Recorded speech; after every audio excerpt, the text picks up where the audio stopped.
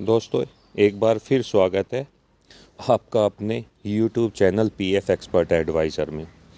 दोस्तों, जो मैं आज आपको बताऊंगा, पीएफ में टैक्स डिडक्शन के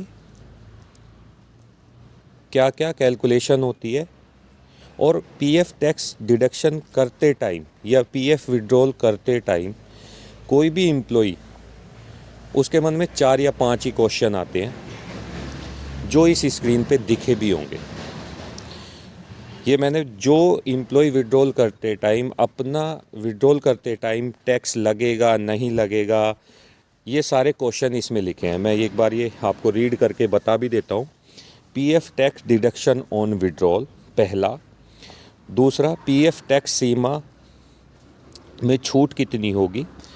तीसरा, पीएफ में टैक्स कब कटता है, क्या क्या उसकी कंडीशन होती है। पीएफ टैक्स कैलकुलेशन, अगर आपका पैसा पीएफ में कट जाता है टैक्स में विड्रॉल करते टाइम, तो उसकी कैलकुलेशन क्या होती है। क्योंकि एम्प्लॉय अपना विड्रॉल तो अप्लाई कर लेता है, उसको पैसा भी उसके अकाउंट में ट्रांसफ़र हो जाता है जो भी उसके पासबुक में दिखता है, बट उसको ये पता नहीं चलता कि मेरा टैक्स जो कटा है किस कैलकुलेशन के बेस पे कटा है। पीएफ टैक्सेबल और नॉट, पीएफ विड्रॉल करते टाइम टैक्सेबल किस कंडीशन में होता है, किस कंडीशन में नहीं होता है। और सबसे लास्ट में, अगर किसी भी एम्प्लॉय का टैक्स पीएफ में डिडक्ट भी हो जाता है तो उसको वो कैसे रिफ़ंड ले। सबसे लास्ट में था पीएफ टैक्स रिफ़ंड। अगर किसी एम्प्लॉय का टैक्स कट भी जाता है, वो टैक्स डिडक्शन में आ भी जाता है, तो उसको रिफ़ंड ले सकता है। वो रिफ़ंड कैसे लेगा, उसके बारे में भी मैं आपको बताऊंगा। सबसे पहला जो है आपका PF tax deduction on withdrawal.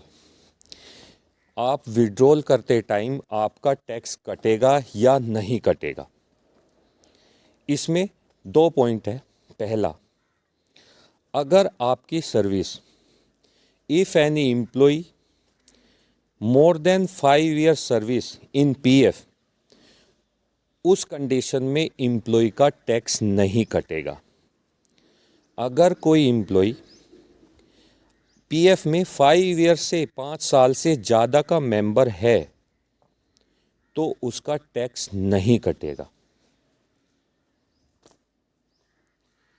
अगर उससे कम है तो उसका टैक्स डिडक्शन होगा।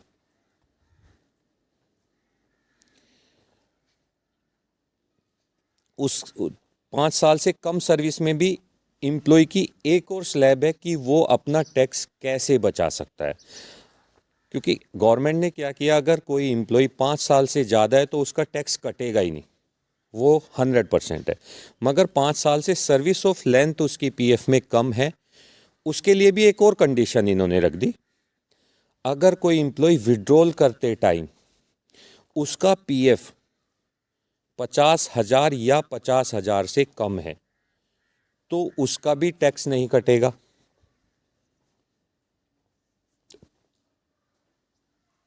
उसके लिए उसको 15G फिल करना पड़ेगा।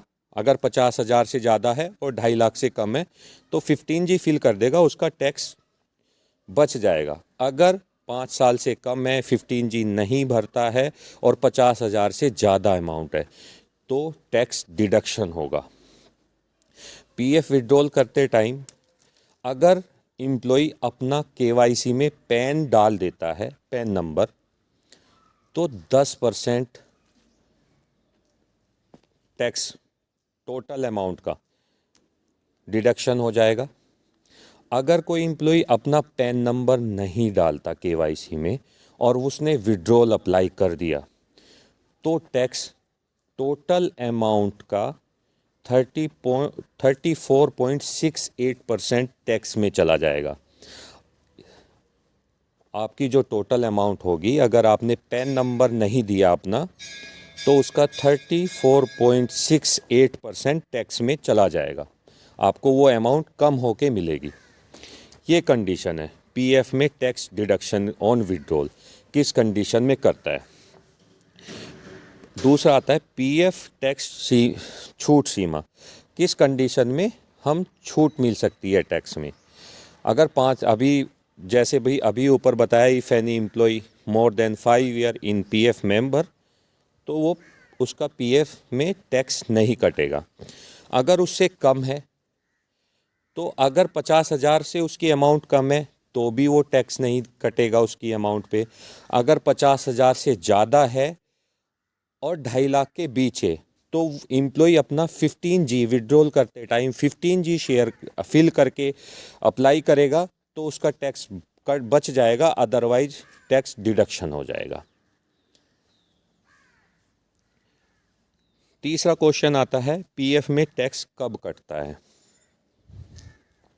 अगर किसी एम्प्लॉय की 5 साल से कम सर्विस है या 50,000 से ज़्यादा का अमाउंट है तो एम्प्लॉय का टैक्स कटता है।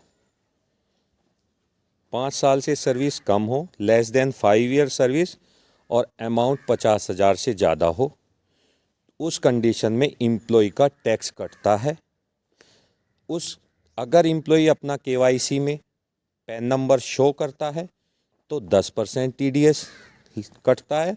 अगर वो पैन नंबर शो नहीं करता तो 34.68% टोटल अमाउंट का डिडक्शन हो जाता है। नेक्स्ट आता है पीएफ टैक्स कैलकुलेशन, जो मैंने स्टार्टिंग में ही भी आपको बता दी। टोटल अमाउंट का 10% अगर आप पैन नंबर केवाईसी में देते हैं तो उसका 10% आपका टैक्स काट लेंगे।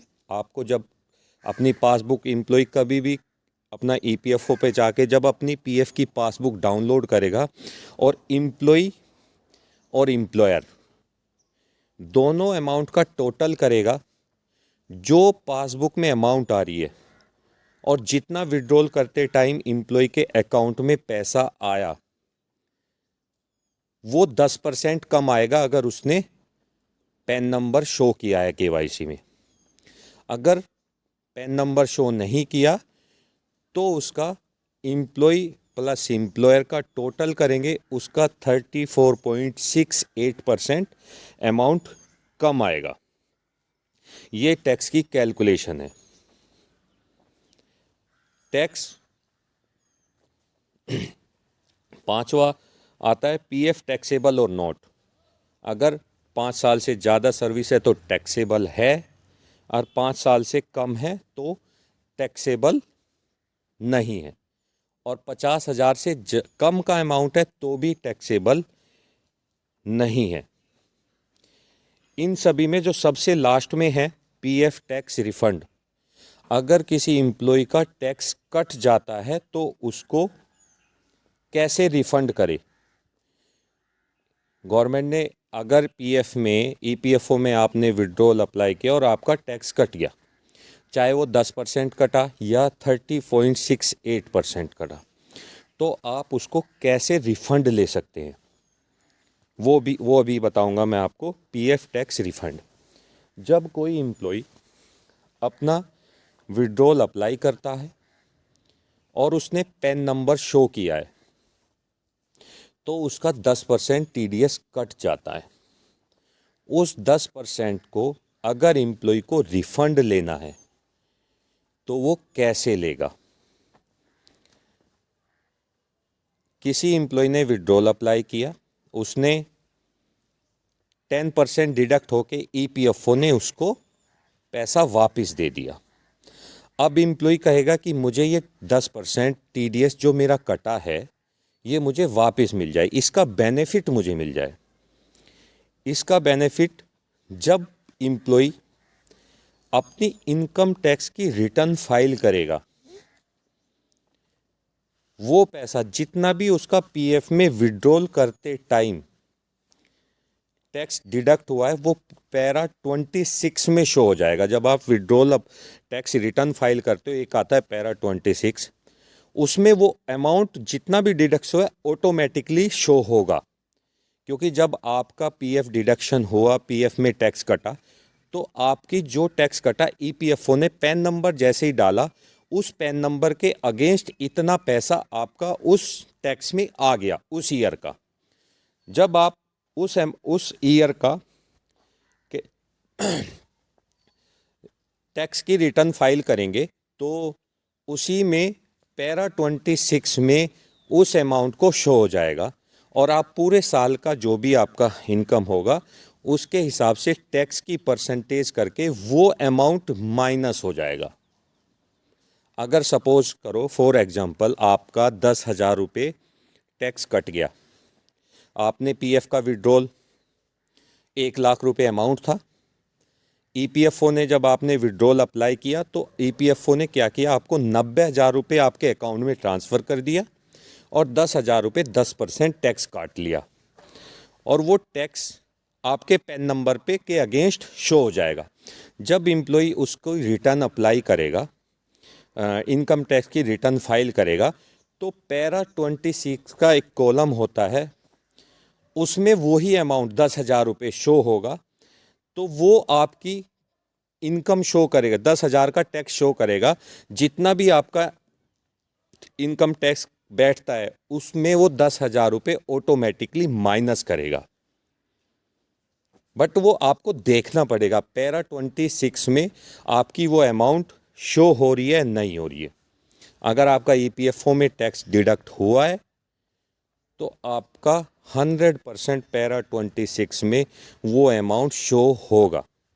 इन केस ऐसा हो जाता है कि किसी टेक्निकल एरर के कारण आपका उस पैरा 26 में वो अमाउंट शो नहीं होता, तो आप ईपीएफओ से जिसके अगेंस्ट आपने पीएफ विड्रॉल अप्लाई किया है, एक पर्टिकुलर स्टेट का कंपनी रजिस्टर्ड का ईपीएफओ होगा, वहाँ से कनेक्ट करके उसको करेक्ट करा सकते हैं ताकि आपको वो 26 पैरा 26 में आपका अमाउंट शो हो जाए और आपको उसको बेनिफिट मिल जाए। आप उसको, अगर आपकी इनकम टैक्स से वो माइनस हो जाएगा तो वो बेसिकली आपने विड्रॉल ही किया है। तो ये पीएफ की विड्रॉल करते टाइम एम्प्लॉय के मन में ये जो स्क्रीन पे दिखे इस तरह के ही क्वेश्चन आते हैं, इस बारे में मैंने आपको बताया।